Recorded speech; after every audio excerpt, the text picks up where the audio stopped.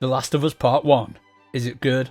Yeah. In The Last of Us, you mainly play as Joel. It's a post-apocalyptic game and there's zombies. Joel's mission is to take a girl across America while dealing with zombies and fellow human beings along the way. The story in this game is second to none. For a video game, it is truly incredible. I'm not someone who gets emotional while playing or watching fictional content, but this game was constantly tugging at my heartstrings, despite this being the second time that I played it. What helps this game's story is its absolutely amazing, out-of-this-world performances from all the actors and the facial animations of these characters. There's some scenes where characters don't even say anything, but you know exactly what they're thinking by the way their faces are moving. It's truly surreal. And the story, it's not just told in cutscenes. The characters are constantly talking during gameplay. There is not a single bad voice actor in this game. They're all incredible. However, there's one voice actor who seems to have voiced about a third of all the NPCs and enemies in this game. While his voice is great and he always did an amazing performance, it was a little bit distracting to keep hearing him over and over. The game is mainly set 20 years after the outbreak of the zombie apocalypse, so the world is a mess. From failed quarantine zones to roads overgrown with plants and wildlife because there's so few humans left. Everywhere you go, everything looks like exactly how it should. This game is easily one of the best looking games I've ever played,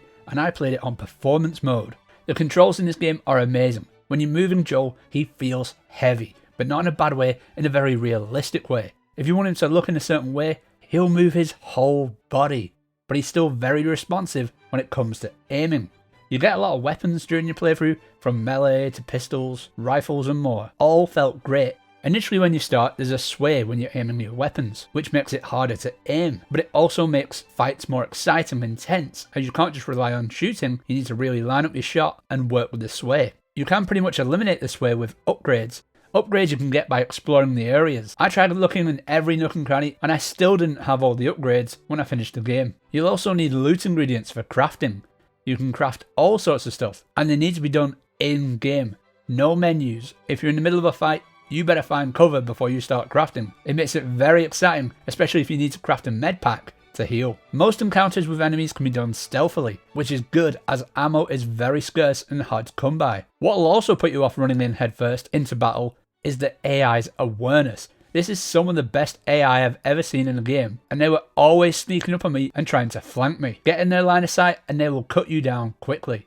The zombies, which in this game they have special names, they have the clickers, the runners and bloaters, all react differently to sounds and sights, so they need to be dealt with differently, and taking on these different zombies can be very scary. The audio in this game is amazing. The PS5 came with a promise of 3D audio, but this is the only game where I feel it delivers on this promise. You can hear everything around you, from feet to dogs barking. You can hear it, all of it, and it's all around you. You could shut your eyes and you would know exactly where the sound was coming from. For example, on one level it was raining, but I could hear that the rain was hitting slightly differently on a surface behind me. I turned around and it was. The rain was hitting a vent on a roof, so the audio makes the game feel very immersive. Another thing that really immerses you in this game is the near lack of a heads-up display. If you're not in combat, everything just disappears, and you're just able to walk around without any on-screen distractions.